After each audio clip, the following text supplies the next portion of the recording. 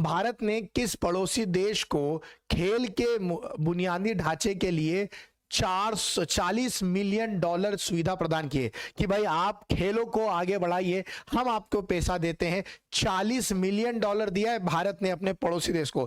क्या श्रीलंका को 40 million dollar दिए हैं भारत ने? क्या भूटान को दिए? क्या मालदीव को दिए? क्या नेपाल को दिए? भारत ने किस देश को दे दिए 40 मिलियन डॉलर के? आप भी अपने जगह पर खेल के स्टेडियम बनाइए।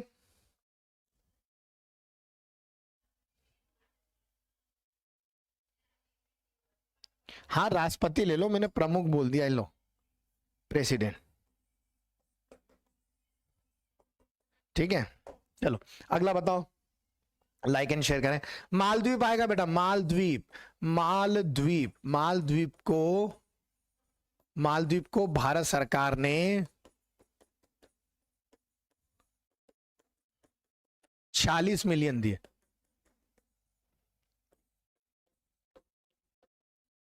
खेल सुधार के लिए।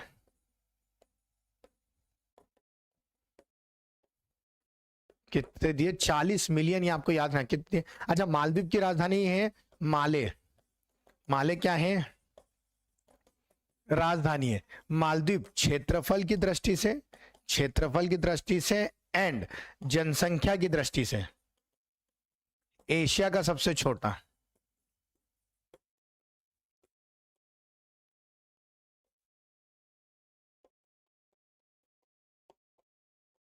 एशिया का सबसे छोटा देश है। चाहे मैं क्षेत्रफल की दृष्टि से बोलूं, चाहे मैं जनसंख्या की दृष्टि से बोलूं, मालदीव जो है सबसे छोटा है। हिंद महासागर में आता है मालदीव, आपको याद रखनी है बात इसकी। इब्राहिम मोहम्मद यहाँ के कौन है भैया? यहाँ के हेड कौन है? इब्राहिम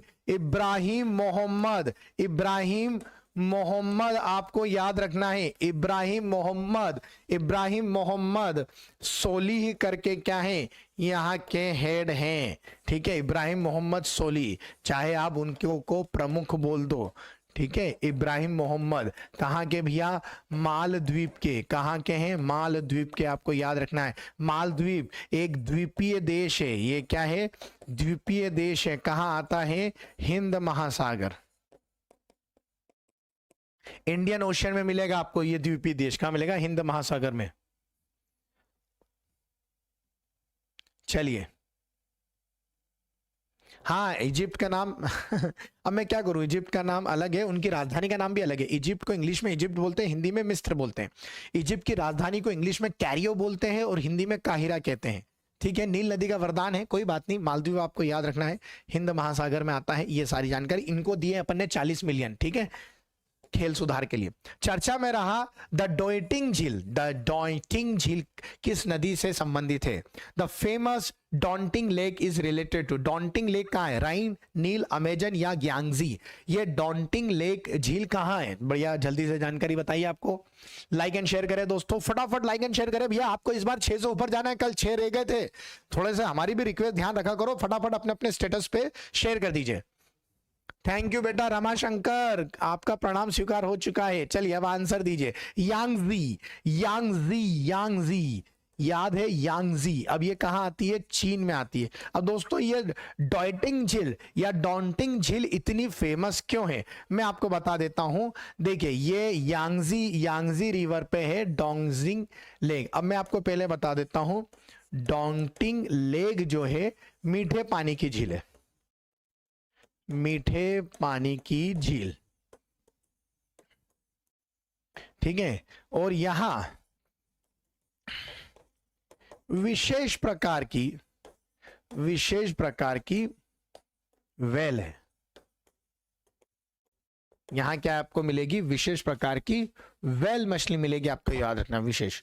ये व्हाइट कलर की होती हैं दोस्तों, ये व्हाइट कलर की होती है और यहां पर इनको फिनलेस, वो मछली का नाम बता रहा हूं जो वेल जैसी दिखती है और व्हाइट होती है, पोरपाइज। क्या कहा जाता है? फिनलेस पोरपाइज। ठीक है, जो मीठे पानी में पाई जाती है वो सबसे ज्यादा आपको यहीं मिलेगी। और ये फिनलेस पोरपाइज जो है ये साफ करने का काम करते हैं, पानी को साफ करने का। कुछ सफेद कलर की होती है और आगे का मुंह बड़ा होता है और पीछे इसका छोटा होता है, तो ये इस तरह से मेरे से मछली बनेगी नहीं, पर इस तरह से होती है, डॉल्फिन जैसी दिखती है। कैसी दिखती है? डॉल्फिन जैसी। पर है वेल मछली व्हाइट कलर की होती है। फिनलेस पोरपाइज आपको याद रखना है, डॉन्टिंग लेक में मिलती है, मीठे पानी की, चाइना की सबसे बड़ी झील है, आपको याद रखना है। और यांगजी कौन सी नदी पर है? यांगजी। अब यांगजी नदी जो है वो एशिया की सबसे लंबी नदी है, एशिया की सबसे लंबी नदी।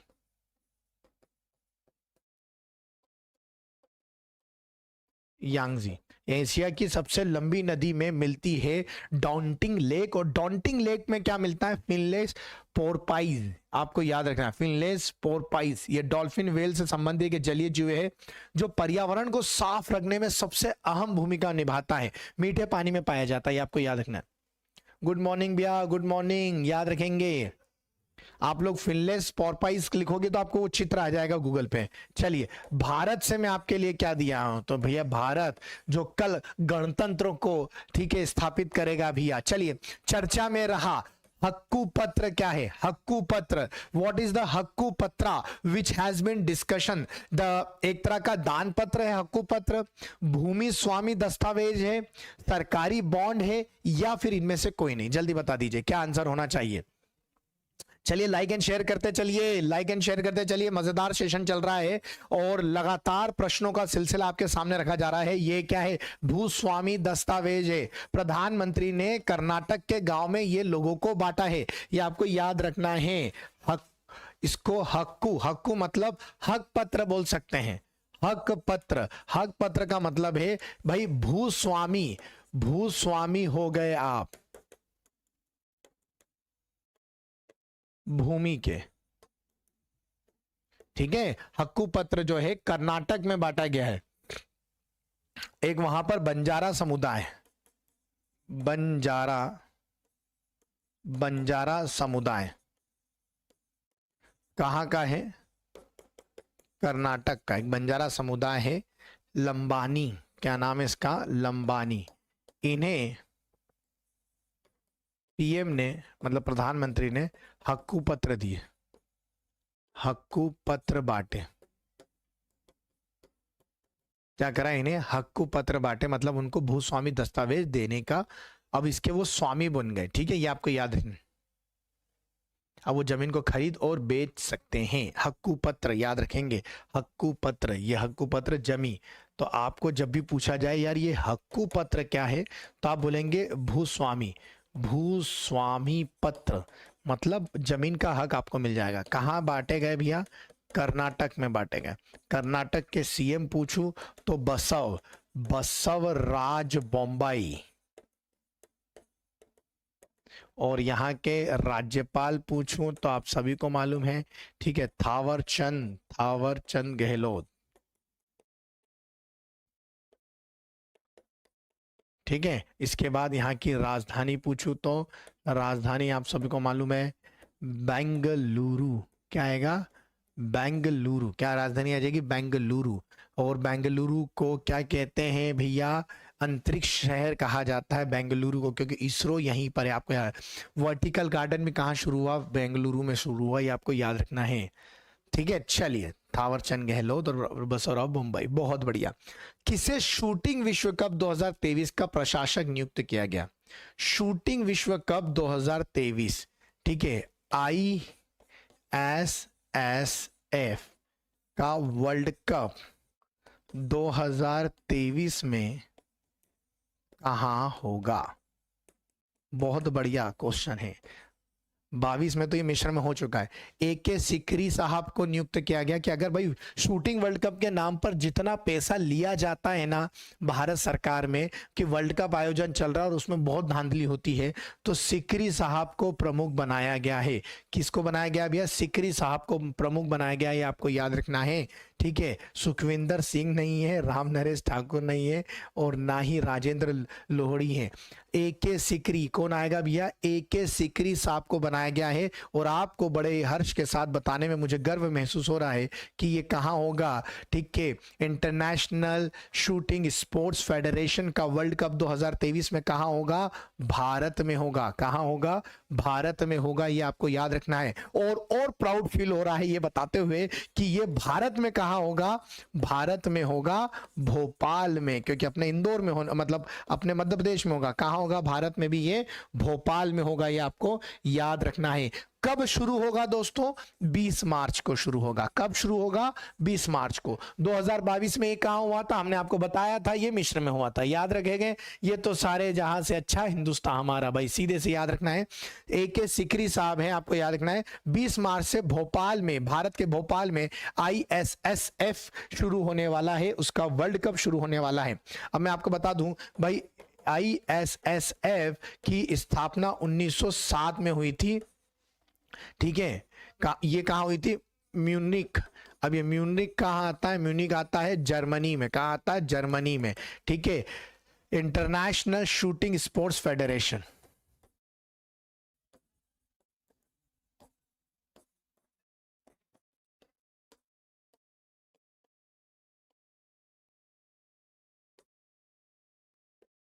ठीक है, और इसने वर्ल्ड कप की शुरुआत कर करी 1947 से। वर्ल्ड कप की शुरुआत कर करी 1947 से। तो आपको याद रखना है भाई, हमारे वहां राष्ट्रीय शूटिंग संपदा कहां चल रही थी? अभी भोपाल में, और वहीं पर अब अंतरराष्ट्रीय वर्ल्ड कप भी होगा। चलिए, बहुत बढ़िया, चलिए बहुत शानदार। अब चाहो तो इसके प्रमुख भी लिख लो। व्लादिमीर, याद है मैंने पहले भी बताया था, व्लादिमीर। ठीक है, व्लादिमीर लाइसेन।